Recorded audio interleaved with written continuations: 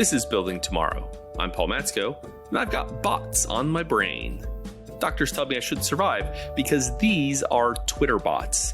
Ask most folks what they think of when you say those two words, Twitter bots, and odds are pretty good they'll say something negative about Russian election interference, bot swarms, trolls, and the like. We don't like bots. But that might be because we only really take notice of bots when they are a problem. Most bots just do their thing. They make our lives a little bit more frictionless, and we never even notice. Our guest today is the creator of one of these bots, and I wanted to talk to him about the rise of the bots and what that means for the future of the internet. Max Sklar is a software engineer at Foursquare, developer of the marsbot app, and host of the local Maximum podcast, which really has a lot of great content for folks with an interest in machine learning and really in emerging tech more broadly. Welcome to the show, Max. Thank you for having me on. Okay, let's start with marsbot, this app you developed for Foursquare. What does it do?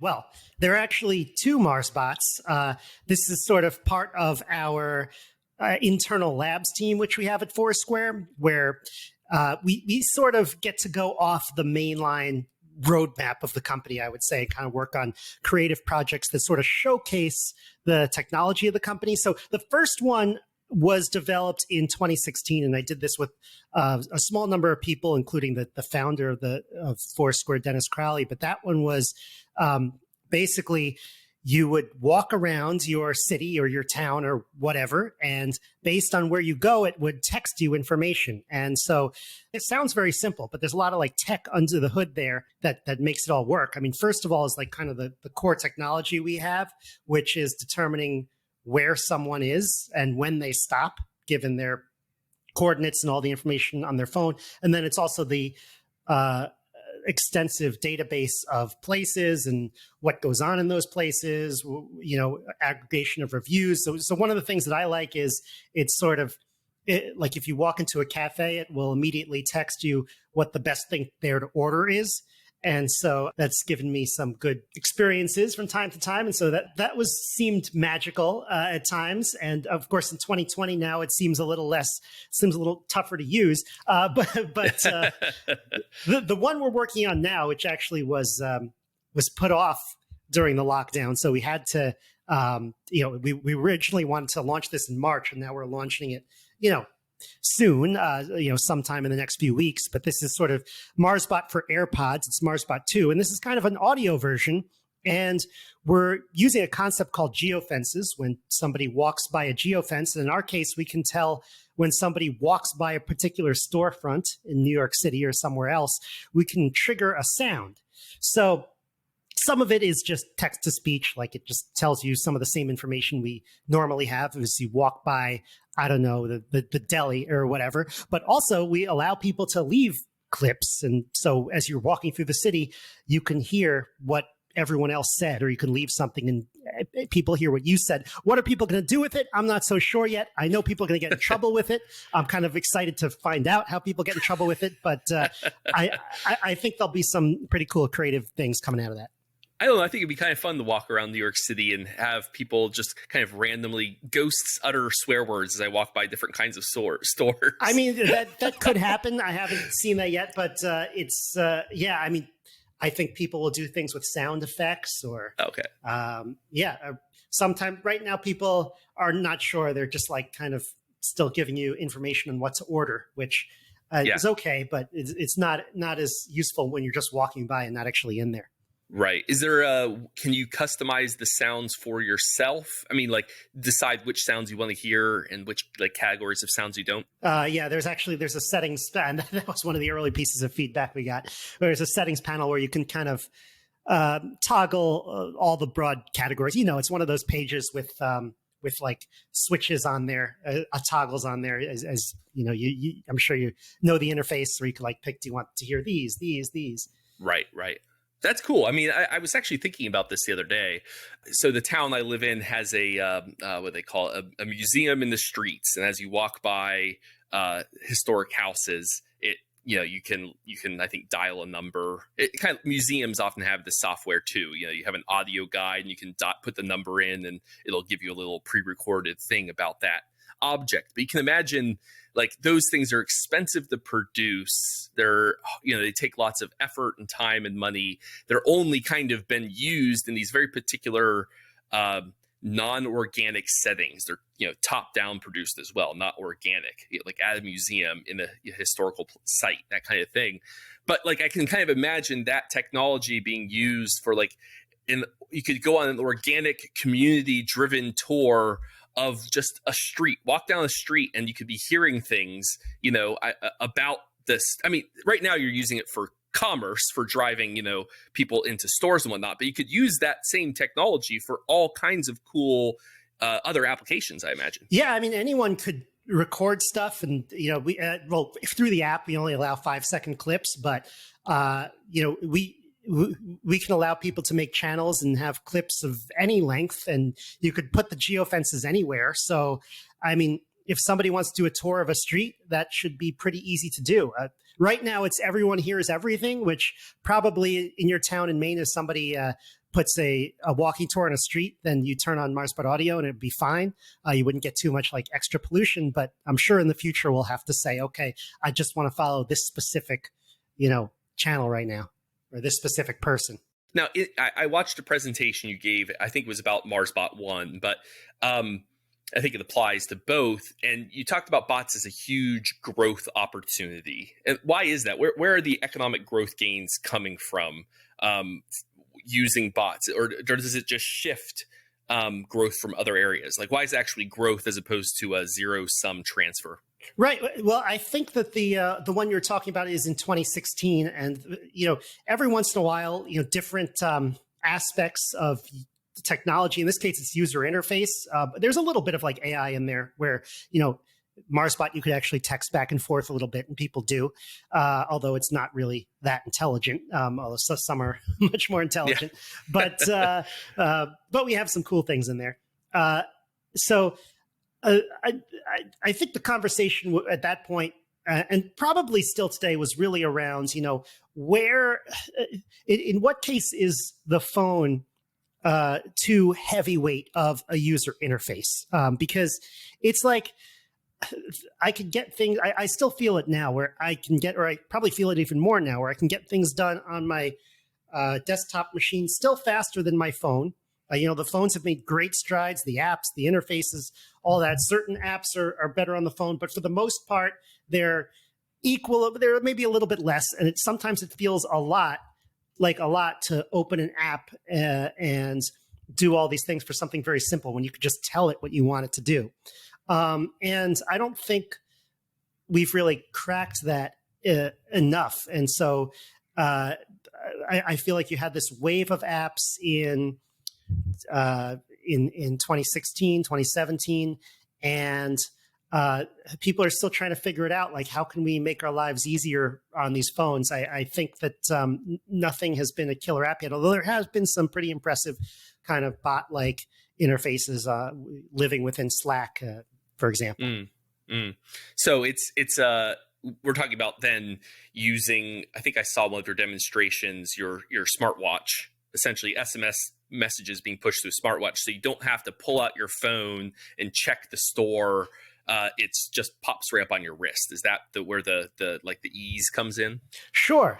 I mean, it's sometimes there's ease, and sometimes I don't want things popping up on my watch, so it makes it very difficult. You go back and forth between do not disturb and yes, please disturb. Giving me information about what to order when I walk into a place. I love to have that on my watch. I could check it and then boom, I can do it. But sometimes text, sometimes I don't want text. It depends. Back to the big picture here. You said that bots, I think in the same presentation, can form emotional connections with users. And yes. I think that you're pushing against something of a negative cultural connotation. I mean, when most folks hear bot right now, they're likely to think of things like, I don't know, Russian election interference or negative things. Bot is not a warm and fuzzy word. A phone tree or something like that. That's just a very bad interface. It's like, I want a real person. Don't give me a bot on the helpline. Convince a skeptical member of the public that an internet with more bots won't be a bad thing? Well, it depends what kind of bot you want to build. And it's basically in the hands of the person building it on whether that bot is going to be a good guy or a bad guy. And I think that if it's sort of a entertainment type of an app with maybe some good information and some good utility, where you kind of have fun doing it, where you could say, hey, do X, Y, and Z, and then it does X, Y, and Z, and then it gives you a joke or it gives you a pun or something that's related. People would like that. Whereas if it stumbles, it doesn't do that, and then it poorly tries to text you stuff to try to increase, quote, engagement at random times, then it might not be so great. So it's purely in the hands of the designers, the developers, and the consumers to sort of figure out what they're going to let into their life and not let into their life. But I know I've been pretty bad with that. But I could do better with.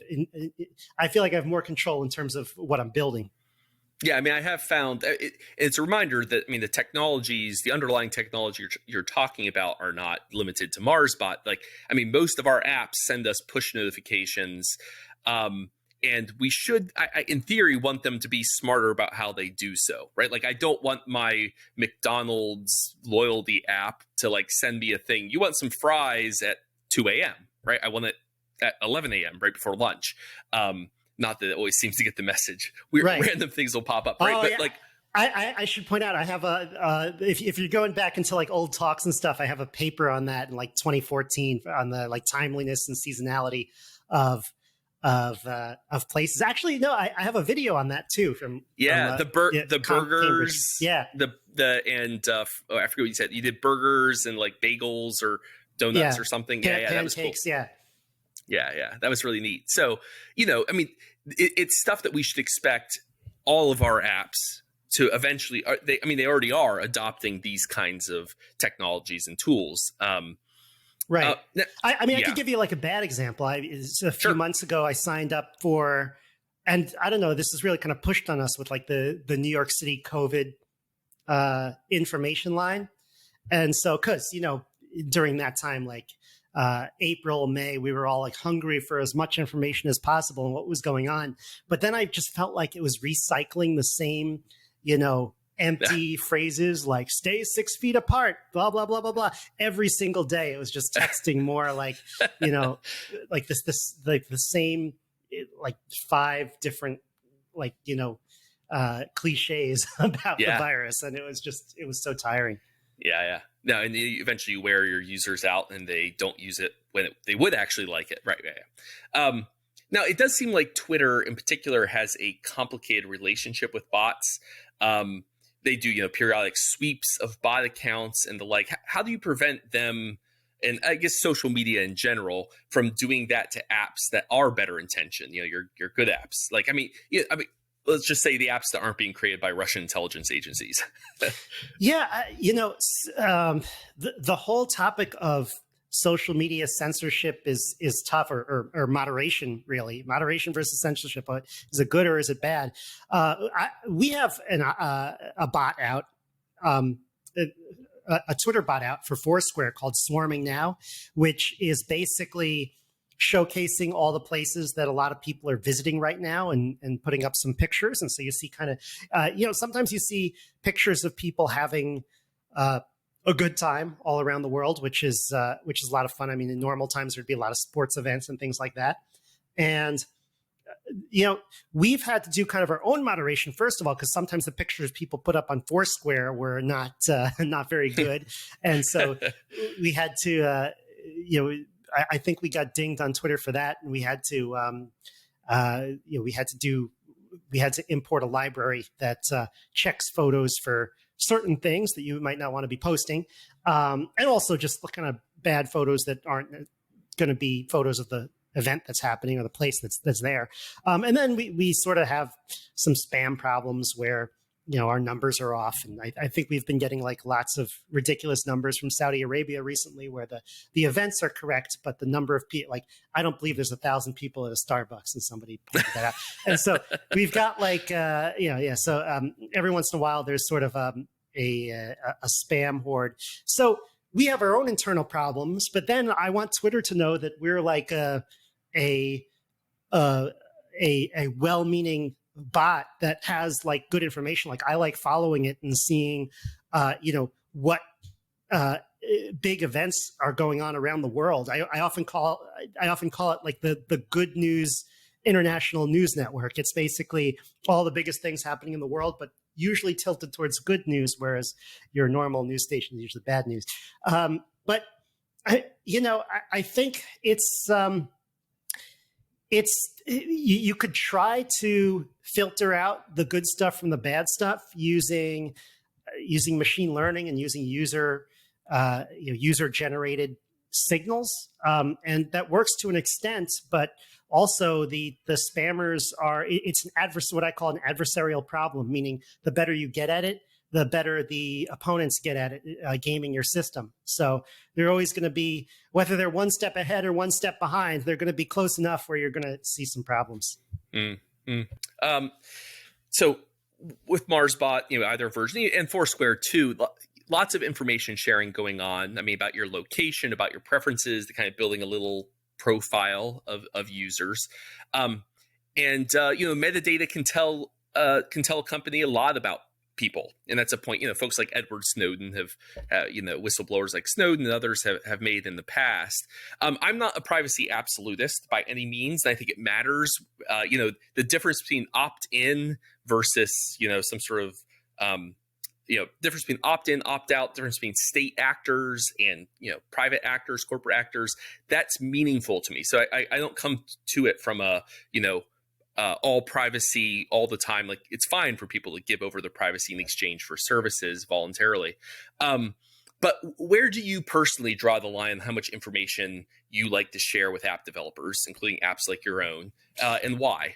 Well, this is kind of the Foursquare rule, and I'm not an expert on the entire suite of Foursquare apps and what they do, and so I don't speak for the company, but I will say, like, there's a specific set of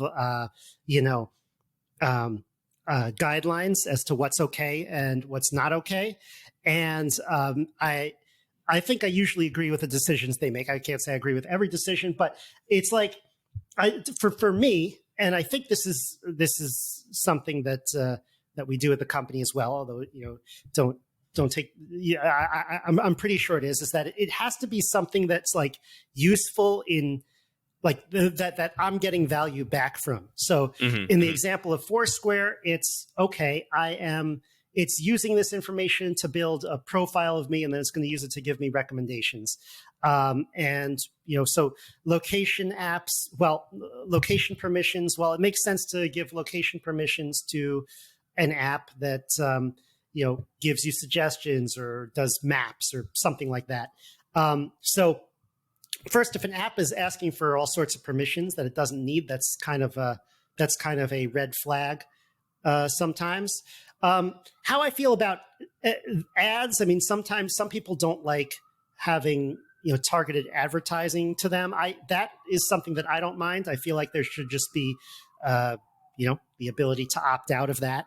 But it's to me, that's not a big kind of privacy concern, given it's all going to be like it. I don't feel like the ads are going to come back to hurt me in any way. It's just giving me better things. But one thing I really care about, and this is something that is, in terms of policy, is encryption and making sure that, companies and apps can appropriately encrypt their data and not, have it, not have the government, say, oh, you can only use a weaker form of encryption. I know that was something that keeps coming up. It seems like governments around the world want to do this because they want to be able to get into things if they have to, but that makes everything less secure down the line, and that makes all the information that you upload to the cloud less secure. And I think that's a problem.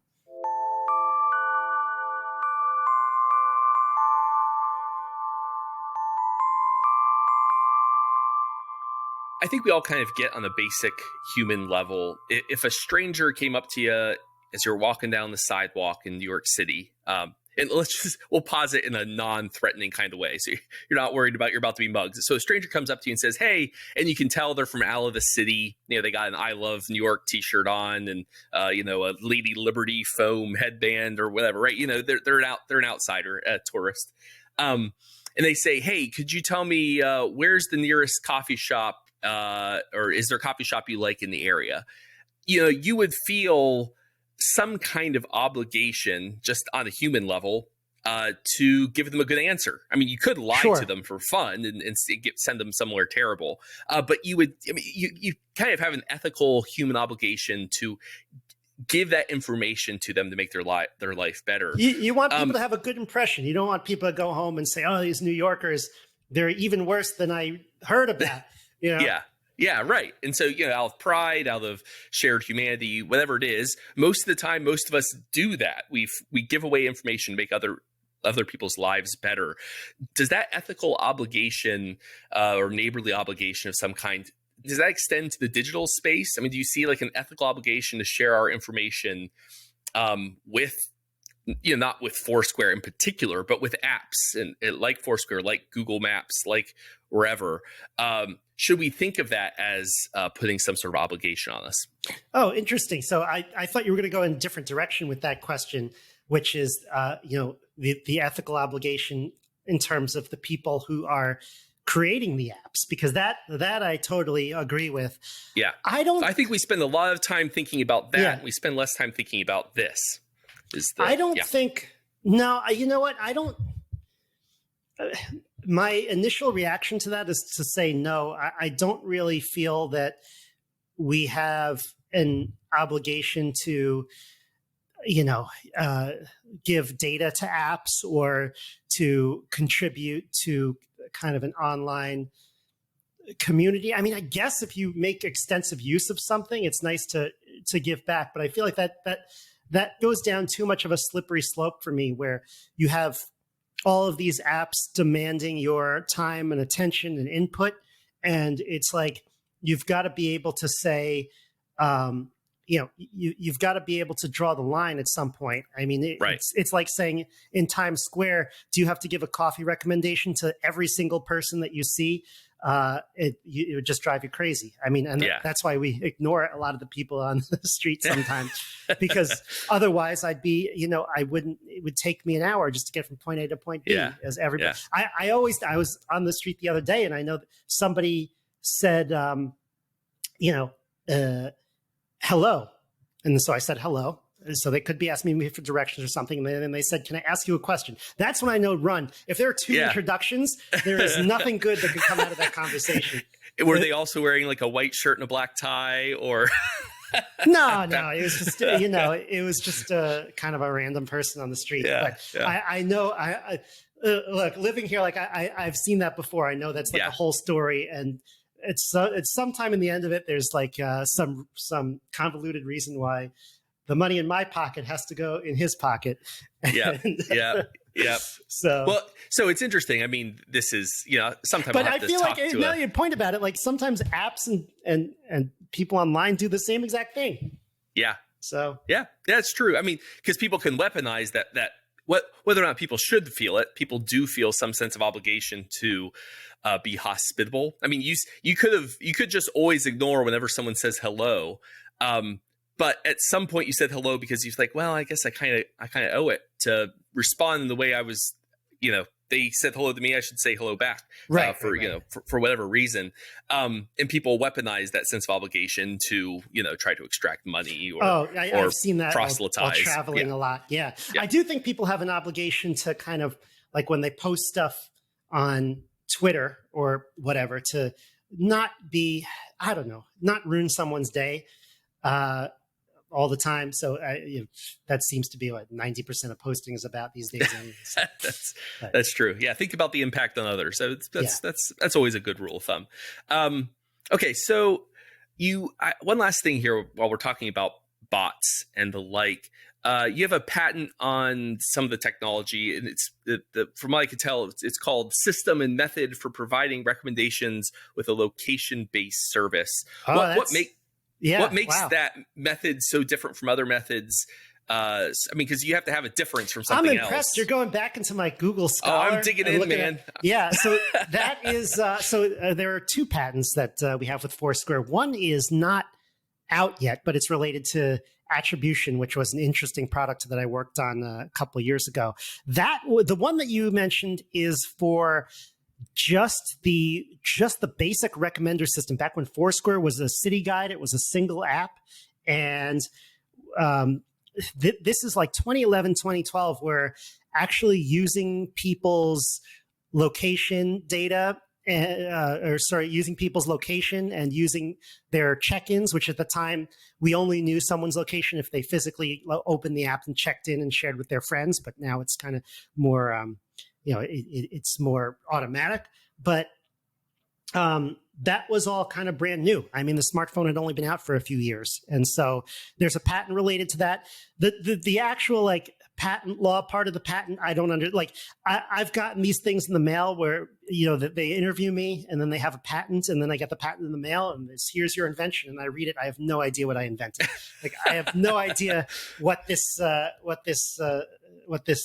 patent lawyer language is all about. But I understand how it works. So yeah, but that was when it feels almost obvious now to have kind of location-based context in all of your apps, but that was not so obvious back in 2011, 2012, or it was becoming more obvious, but there was a lot of the way I understand patents work is like you have to have like some novel take on something. And so there was a lot of kind of brand new territory to cover there. And so that's kind of the extent of my knowledge of patent law, but that's sort of what I feel like is going on there. It doesn't sound like it played a necessarily huge role in driving what you do. I mean, do you have any opinions about the state of tech patent law? Yeah, I mean, so it's everybody. I mean, everybody I talk to in tech hates the patent trolls, where it's like, somebody. I think somebody came along once and said, "Oh, I have like I have a patent on all digital commerce. So, here's my lawyer, give me all your money." And they shake people down. So that's certainly not good. I feel like companies have these patents for the purpose of, for defensive purposes, so that, if you have a patent on something, then somebody else with a patent on something can't just come along and claim all the rights. And so you have to kind of work out some deal. But it's clearly broken. It's not the kind of thing where like only certain people are, it's not the kind of thing where like only people who are against all IP, certain libertarians are think there's a problem. I think everybody thinks that there's some kind of problem with the patent system right now. I can't say I have personal experiences dealing with this situation, but as a podcaster, I'm worried about, who can come along and say, "Oh, you copyright this," or "This person didn't say it's okay for that." Even though I have like a small podcast, I do it, I do it as a labor of love. I do it for free. I give people information for free. I don't make very much off of it right now. And so it's like, huge liability with very little upside. That seems wrong. Yeah. Yeah. We want to encourage more such projects, right? Not discourage them.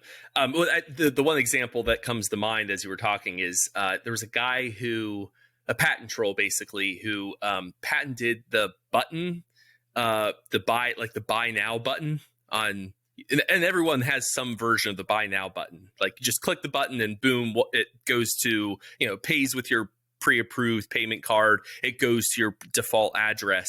But someone had filed a patent, not the person who actually, as I recall, who actually designed any of those systems. They were not an engineer. It was just some lawyer said, "Oh, that's patentable. I'll file a patent for that idea." and goes around and collects rents off of companies that have a buy it now button. So which is not the point. The point is to encourage actual innovation, right? It's sad when you see something like that. You feel like someone's like, there are some people who are trying to build stuff and in some ways improve the state of the world, not always successful, but at least trying. And then there's someone who's trying to like kind of crib off that. And it's sort of like, a lot of these patent trolls have their own, like if you read some of their legal documents, they have their own like, well, we're the ones encouraging, innovation because we're upholding the patent law. It's like, ugh. Yeah. Well, I'm someone who, I think Tyler Cowen, the Economist, Marginal Revolution website has a nice shorthand where it's like you need some kind of patent system to encourage that at some point if there's no patent system at all, it discourages innovation because people are always worried they don't want to share ideas because they might get stolen. But if you have too strong of a patent system, it also discourages innovation. So there's like a sweet spot in the curve. And I don't think I've interviewed anyone who thinks we're at the sweet spot. Everyone recognizes that something's wrong. And usually that they're, and in this case too, with the internet, the whole process, I mean, you filed for that patent, I'm sure it was years before it was approved. Yeah. I mean, that's Foursquare did that. Yeah. And like in emerging tech, years is, I mean, might as well be, an app can be dead in years. I mean, they don't move in that time frame. Right. Yeah. But the benefit they get from that is that it's so first of all, like as soon as you kind of file for it, you start the clock. So even if it's not approved, you still have some protections as soon as you file for it, I believe. And so the idea is, I think for a lot of these companies, just to build up a series of patents, kind of a library of patents over time.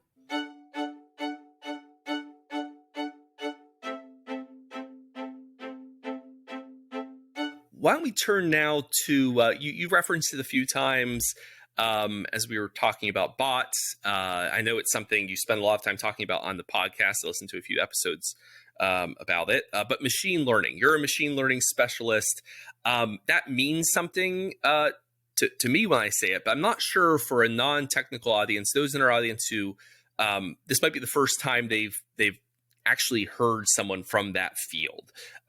What is machine learning in a non-technical sense? Okay, so I've tried to explain this a bunch of times on podcasts. So let me try my best. Every time it comes out a little differently, but well, just think about what learning is before we talk about machines. Learning implies that you're just getting better over time by receiving new data. I guess that would be in computer speak, but in non-computer speak, it's like, you learn through experience, you learn through information, lessons. So sometimes it's more just experience, trial and error. Sometimes it's more, book learning and actually understanding what's going on. But just learning implies that you're going to be getting better and better at something over time. And understanding more and more over time in some cases, not in all cases. So machine learning is just try to automate that process. So it's basically building software that gets better over time as it gets more experience, which in the language of software means gets more data. And so that's sort of the broad that's sort of the broad goal of machine learning. The language of machine learning is statistics, probability, more precisely. I use Bayesian probability theory a lot on the show. It's sort of, I kind of evangelize that as sort of the basis for how we know what's true and what's not true, or what's more likely to be true and what's less likely to be true, because the language of probability, or particularly Bayesian inference, is the idea that you have some set of options that you're unsure about which is the right one and which is not the right one. And then as you get more information, you update that over time. You get better and better. And so Bayesian inference provides the equations for that. And so that is a great way, in my opinion, to approach machine learning. And so there's a bunch of different kind of subtasks that are usually involved in machine learning. Kind of an important, I'm not going to go through all of them now. I'm not going to give it the whole course, but I think an important one to know is like your basic supervised learning, where you're basically trying to like classify something or pick a number. So, for example, if I see a tweet or an email, I want to classify it as spam or not spam. That would be a very simple kind of machine learning algorithm. Or if I get information on a piece of real estate or a house, and I know, its location, its square footage, et cetera, all this stuff, I want to be able to output the price that I think it's going to go for. And then I want to get better at that over time as I get, as I receive information about that market. And so all of that kind of falls under the purview of machine learning. In fact, those two examples are actually, supervised learning, because that's where you're actually trying to learn a specific value.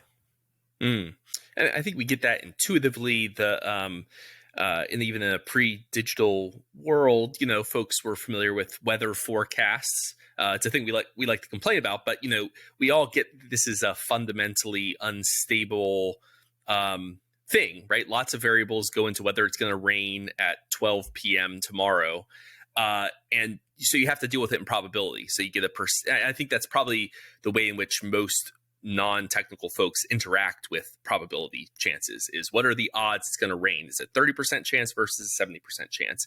And I think we get intuitively that as you get more information, as you get closer to the event, your information is more reliable. You have more of it, and it's less in the future, so that your specificity can go up the closer you get to the event. So applying that to machine learning, I think is. And that, that some of the earliest machine learning, actually, I think probably was done by the National Weather Service, by NOAA, and back before it had been rolled out for consumer internet purposes over the last 10, 20 years. Yeah. Oh, that's interesting. I should look into that. I haven't looked into that. I know some of the earliest examples of Bayesian inference, which I consider kind of machine learning, are, first of all, if you saw Imitation Game, Bletchley Park with Alan Turing and all that kind of cracking the German codes in World War II. I mean, that is, that was could be seen as like kind of a giant Bayesian inference engine trying to figure out, what the setting of these machines are and then, it's kind of related to actuaries and insurance and a lot of different fields. But, when I'm working with machine learning now, it's usually, kind of on the recommender system side, or the, try to discriminate between data side, or, a bunch of different things. And here I was getting all excited that, your work in machine learning was going to defeat the Nazis. So, no. So, I have read, you have to feed data into to train the machines. I mean, machine learning needs data sets, and so you need and the more data, as you go from no data to more data, that's better. You get more accurate, you get better probabilities. But I have read there are sharply diminishing returns on the size of a data set once you get past a certain point. Is that correct? And why or why not? So the answer is that it depends. So I could give you a very simple statistical algorithm. This is so simple that people usually don't consider it machine learning, but it's, machine learning is just a more complicated version of that. But I'm sure you've seen in school, probably in high school, like a linear regression, like a line of best fit. A good example is if I have, a bunch of points on a graph of people's heights and weights in a class, and then I could fit a line to that data, assuming that it's linear data. At some point, you get a line that's as good as it's going to be, and then getting more data is not going to improve the kind of the slope and location of that line, because there's only like two parameters in that. There's only like the slope of the line and the intercept of the line. So at some point you kind of learn where it is, and then you're sort of done. But the more complicated of a model that you have, the more you can overfit. So for example, instead of a line, let's say you allow some like crazy polynomial curve, and then it goes up and down and tries to hit every single point that you've graphed. But it actually doesn't tell you anything about the new points that's coming in. It doesn't generalize. You just kind of overfit. You kind of memorize the data, essentially, is what it's doing. It's not really telling you anything about future data that's coming in. So that's a problem when you have more complicated models. And so, there are ways to fix that. One of them is to just get a lot more data. And so sometimes you can wring more information out of more data by making a more complicated model if you can kind of anticipate where the complexity is going to give you a better result. And in some cases you can, and in some cases you can't. Like a lot of times in marketing data,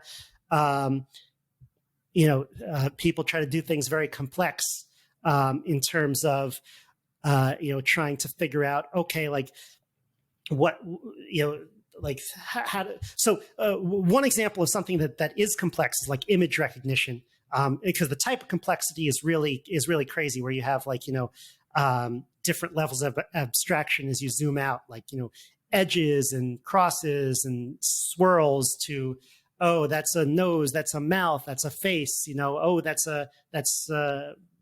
one particular person, that's my friend, so those models can be very complicated. But sometimes things like marketing data, where you have like age, gender, demographics, things like that, there's only so much that you could do with it, and so the more data you get might not be as useful. So it really depends on the situation and what you're trying to learn. I'm always struck by how that question of what's complicated and simple is not always what people intuitively, non-specialists intuitively find simple or complex. It's like a really complex is, the meme, is it a muffin or a chihuahua? Image recognition, is it a hot dog or someone's knees? That's really complex, but we don't think of that as complex. Right. It's very simple for humans because I think a majority of our brain is actually dedicated to understanding images and doing image recognition. So we're really good at it. We can look at something and immediately tell what it is. Machines have become pretty good at it as well. Not as good as us, but it's actually very complicated to write those. Algorithms. So my former professor at NYU, Jan LeCun, developed convolutional neural nets. And he's now at Facebook, and that's sort of a big algorithm in terms of image recognition. And now we have people developing like training algorithms on really a crazy number of machines, crazy number of parameters for things like self-driving cars and stuff like that, where it's a very hard problem. But if you think about it a little more deeply, it is very complex, because what's an image really, as far as the computer is concerned? An image is just a matrix of numbers. Each number represents a color, right? So how do you turn a matrix of, I could see a cat and say cat, but how do you take a matrix of numbers and say cat? By doing some calculation on those numbers. It almost seems like an impossible problem when you first look at it. Yeah, it's crazy we can do it at all. Not that we do it poorly. Right. Yeah, it's so what's the relationship then between, so we've been talking machine learning, and we know that's, I think all of our listeners will know that's somehow related to artificial intelligence. What is that relationship? Yeah, so So my view is the way I've used the terms is that artificial intelligence is kind of a broader term than machine learning, where AI is a very amorphous term in computer science, because AI is sort of anything that is intelligent. And what is intelligence?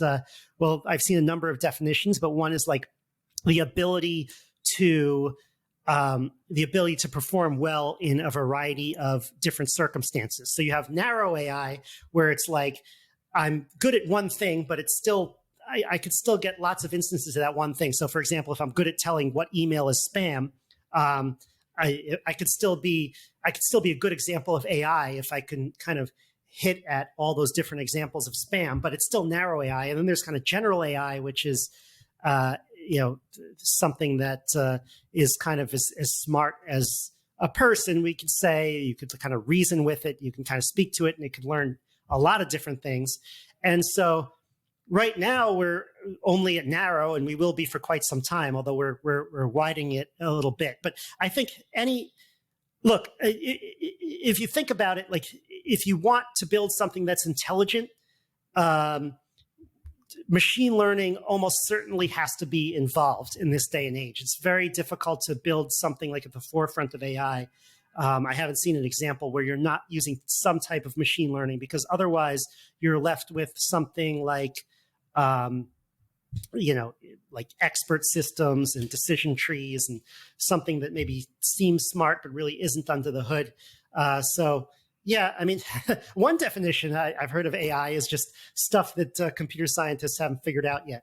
Is like once I think that this has been said in decades ago, where once someone figures it out, it's not considered AI anymore. Like, maybe 50 years ago, playing tic-tac-toe would be considered AI, and now that's just code that I wrote. That undergrad can write. It's a moving bar, yeah, for sure.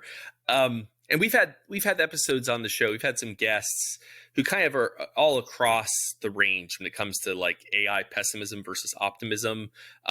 In fact, one of our guests, it's not entirely clear.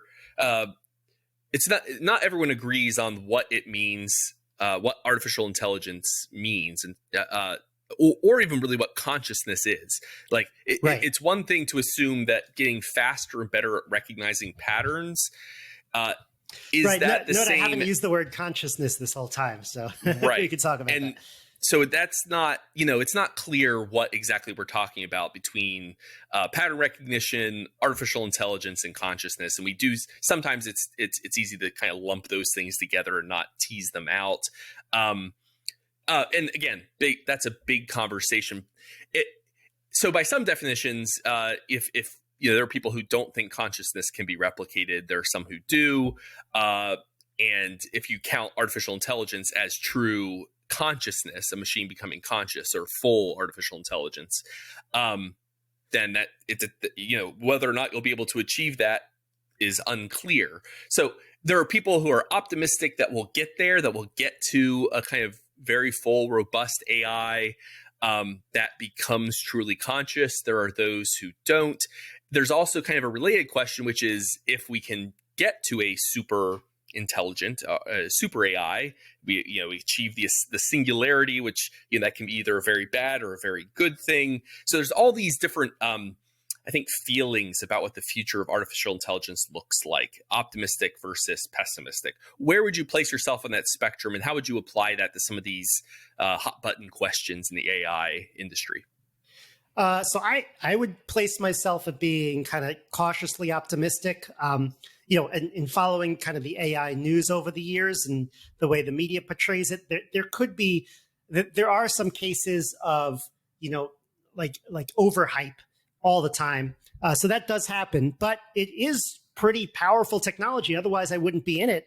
And I think it could, and it has solved a lot of really tough problems. It's made a lot of things that you wouldn't even think of, like a lot more efficient.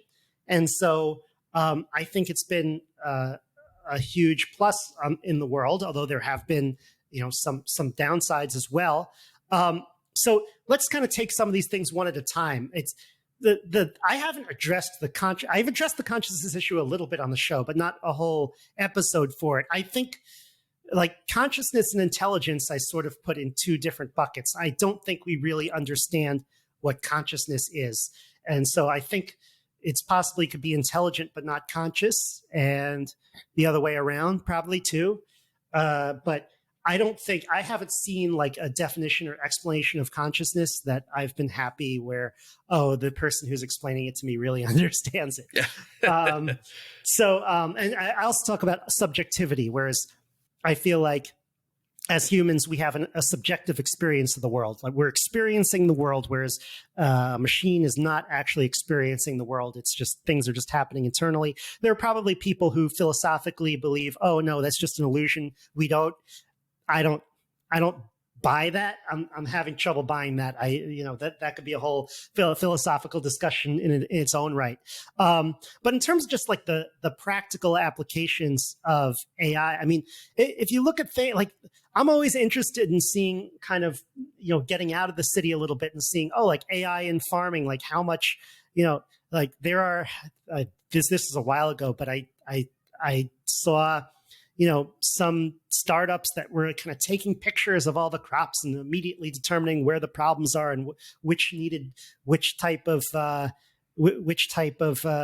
intervention and so on and so forth. And kind of there's AI in education and healthcare, and I want to, I want sort of I want a lot more statistical inference in healthcare. I feel like a lot of the times when I go to the doctor, it's sort of like guesswork still, which blows my mind. I mean, I know that there's a lot of studies underlying everything, but I feel like I feel like I should type in my symptoms into a box, and it should know me and could give me like a bunch of percentages on what may or may not be wrong. And it still shocks me that there's like nothing that does, even like basic information about certain things is very hard to come by. So I think that there's a lot of promise of this technology that I'm really excited about. Not to mention like self-driving cars, which I think will change the world for the better. Not everyone agrees with me, but I just feel that being able to improve human mobility to that extent will just make people a lot more free to do things in their lives, and will encourage people interacting with each other more. It'll increase the number of potential lifestyles that people might have. It'll just make the world a lot more efficient in a lot of ways. So we could explore some downsides too. I mean, certainly loss of privacy is a downside. I mean, even if you think something is private, it could be easy to use machine learning to kind of piece together, what's going on. Like, you can use machine learning to kind of try to detect who wrote what based on like the patterns of writing. So that, that alone, there's a lot that we can watch out for there.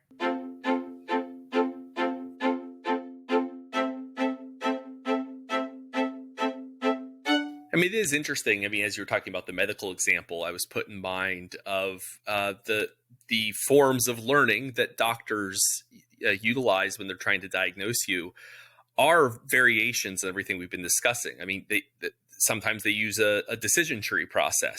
Do you have this symptom? Yes, then go to this branch. Do you have this system? No. Okay, then it goes to this branch, and you just follow that little decision tree down, and bam, here's your diagnosis.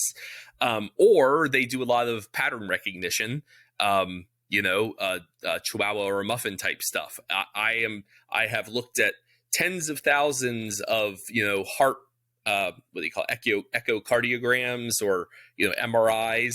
And I've looked at so many that I can very quickly identify something irregular, a tumor or a growth or a mass or something. That's really just, those are things that you would expect someday, even if they are somewhat still hit or miss now. I know there are some projects to use machine learning to look at scans. I forget which type, but to look at some of these medical scans and try to outperform doctors. And it's been mixed results as I recall. Yeah. But like you would think those are things machines can do. Yeah. I mean, if I remember correctly, kind of the radiology stuff was doing pretty well. And some of the kind of cancer detection algorithms as image recognition was doing pretty well, but I'd have to look at the specific examples. One of the fun episodes that we did was one where we saw an article on smart toilets, which was, I like the idea, but the way that the way they described how this particular solution worked sounded totally impractical. Okay. But I like the idea that you have something in your house and it tells you, hey, something's wrong with you, go get it checked out, and then you don't even have to think about it. Well, they're using that for, I forget which university it was. I just saw an article, feeling like Syracuse, but I forget who it is, which some university is they're checking the sewer mains for evidence of COVID.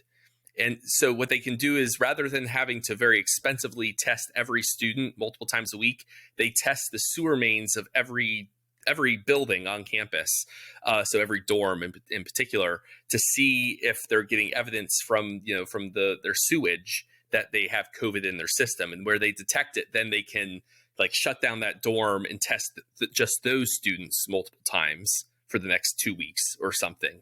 So I thought it's very clever, because essentially what we're talking about, except rather than testing it at the toilet, you're testing it at the sewer junction pipe. Yeah. But that we should do more of that. That's cool. Yeah. I mean, I mean, now with over the last 6 months, I don't know what people are thinking in terms of beating this virus. It doesn't seem to be science-based at all or logic-based at all. It's almost like just do something. So I don't know how to get there has to be kind of I don't know if we're ever going to get a social change where people are going to kind of be more data driven in the way they kind of run their own lives and in the way that they run policy. It almost sounds like too much to ask for after my most recent experiences.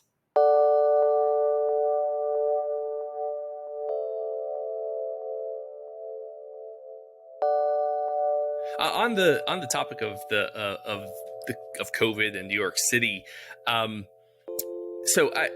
we did an episode a couple episodes back about deurbanization, and New York City was the example we talked about, because the number I saw was that in 2 weeks in March, the population in New York City decreased by 5% as people fled. And a lot of like Wall Street financial industry type folks who they went out to the summer home in New Hampshire or Maine or whatever and the like. And of course, there's lots of downstream effects from that. Like they're at kind of the top of the economic pyramid, and so if they spend less on, they're not going into the office as much anymore.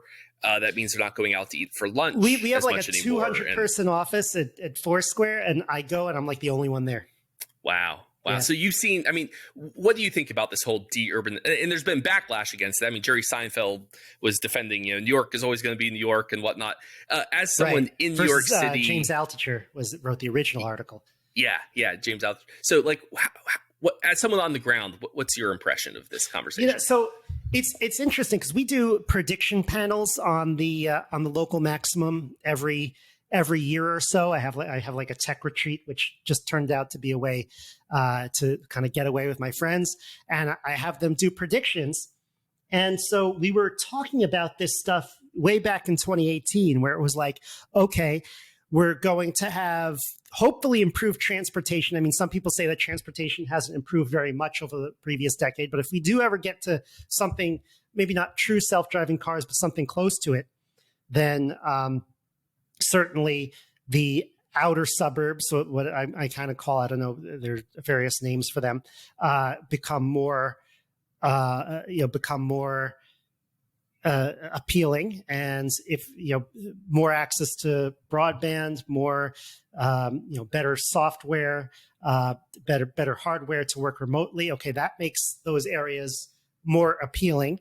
But I at the time kind of saw it as kind of a slow process, and I still feel like there is a good reason to have a city. There's maybe not right now. I feel like right now in New York, you kind of get all the downsides without much of the upsides. But the upsides used to be, you could meet with all sorts of different interesting people every day, and there's a lot more that you do in person than over Zoom. Over Zoom, you don't really have the kind of in-depth conversations that you want to have. You get distracted by stuff in your house, and you don't have sort of the accidental, crosstalk that you would otherwise get. And I think that there are some companies that are going to be better remote, or at least in smaller teams remote. And then some companies will find that they're better off with everyone being in the same place. That includes like a lot of creative companies, or a lot of companies where you have to share ideas very rapidly and very haphazardly is actually better. And so there'll sort of be a great kind of switch where there'll be people coming in and there'll be people coming out. So if the cities handle this correctly, they can kind of sort of rebrand and say, okay, we're losing some companies here, but maybe we can gain X, Y, and Z from the resources that are now available if we make these changes. So I'm not very optimistic about the leadership in New York City right now, but so things change. So maybe we'll be able to change that soon. Now, I did find it fascinating. I just saw another visualizations of a data set that the machine learning and tracking people's behavior through the pandemic has given us information that would have been kind of unthinkable even just a few years ago. So I'm talking here about how early on in the virus, we were able to assess changing consumer behavior in response to the virus by doing things like tracking phone locations and restaurant check-in data. I think OpenTable published some data early on where you could see that people responded to the virus before they were told they had to. Sure. Right? I looked at some of that data. I actually pulled some Foursquare data too as well. Yeah, maybe actually I saw the update from you. I'm not sure. And like we've now seen that even when they relax the shutdowns, like it doesn't track with the official stuff. Basically, consumers shut down before they were told to shut down, and sometimes they've actually relaxed their behavior before they were told they could. And you can really see that in the data. Did anything about that surprise you as someone working in the field? Not really. When I pulled some data, I found pretty much what I would have expected. It took a few weeks to get people to really stop moving, which is, I don't think that's people making rational decisions. I think that was just, fear and propaganda spreading. And I'm not saying it certainly wasn't irrational to be inside in New York in March and April. And then we kind of slowly start coming back, but some of that's seasonal. And a lot of people are still not here. It's if you look at the data, there's nothing kind of surprising about what I've seen. I think the open question is, how do you get people to come back if you decide it's time to come back? I feel like at some point you just have to let people make their own decisions, and then maybe there'll be kind of a small group of people who it'll be like anything where there are early adopters who come into the city and say, hey, the city as it is in September 2020, this is good. I could make good use of this for whatever reason. I mean, think about it. I don't know. It's very easy to rent an apartment here right now. Things are pretty much empty. You don't really have the bar and kind of the restaurant scene outside for another couple months. But I don't know, a lot of empty space, but a lot of the city as well, like empty space in terms of not a lot of people, but a lot of stuff here as well. So I don't know. It's find the people who can make good use of that. This is kind of stream of consciousness, but there's people who are going to see that as a moment of opportunity. Yeah. I hope so. I'm sure there are people who are. I'm kind of sick of it. I want to see people again. Yeah, I'm sure that's why people, you don't move to New York City voluntarily if you're not at some level social. You like people around, or I guess you might have to, but that's why people move to Maine. They don't move to Maine for the social life. They go to New York City for that. I feel like if I lived in Maine, it would be less. It wouldn't be sad not to see as many people because you'd be out in nature and there'd be all sorts of things that you can do. So it gets really sad in the city when you kind of can't see anyone. I mean, I had an apartment in Brooklyn that I moved out of. I was there for 6 years, and it's a nice kind of studio apartment, but I didn't realize I'd have to basically be in that one room for a month when I moved in there. Yeah, there was a great article, I forget where now, but where they talked about how architects are starting to rethink a lot of stuff. I mean, obviously, the open office is an easy one. You don't want an open office plan if you want people to be in cubicles so they're safe from, contagion spread. So they're starting to rethink stuff like that.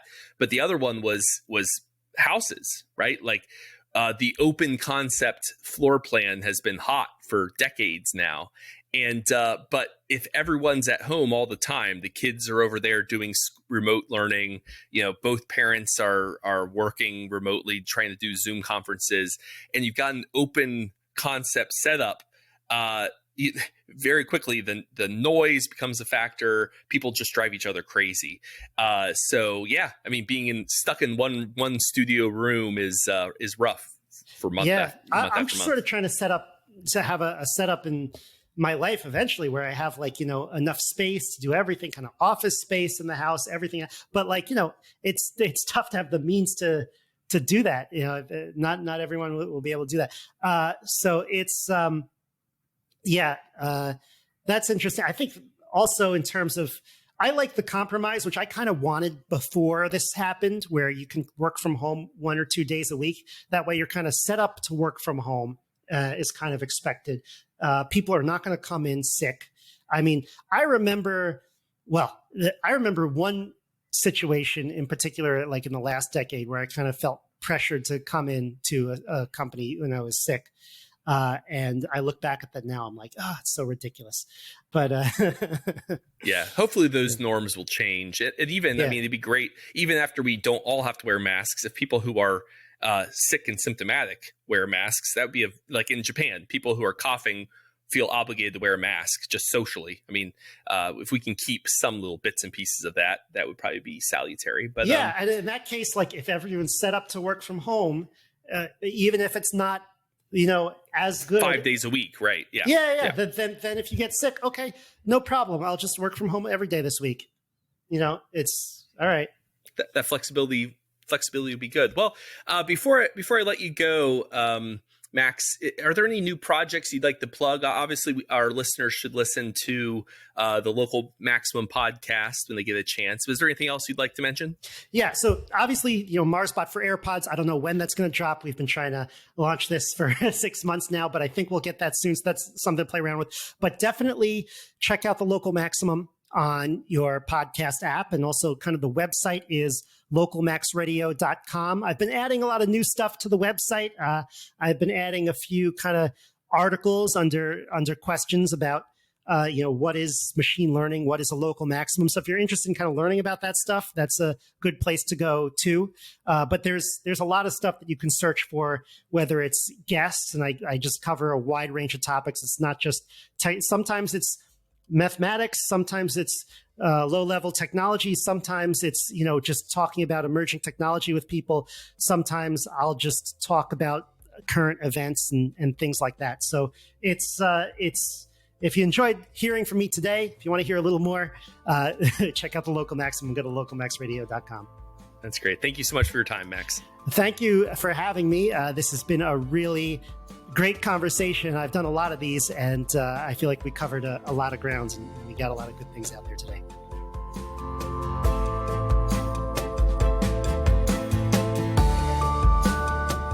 We've covered a lot of territory today, and it's left me about as bullish about the possibility of using bots for good instead of for ill as I am bearish about the future of legacy cities like New York. If you're interested in that topic, do be sure to go back 2 or 3 episodes and find our episode on deurbanization with economist Peter Van Doren for a much more in-depth take. As always, until next time, be well. This episode of Building Tomorrow was produced by Landry Ayres for libertarianism.org. If you'd like to learn more about libertarianism, check out our online encyclopedia or subscribe to one of our half-dozen podcasts.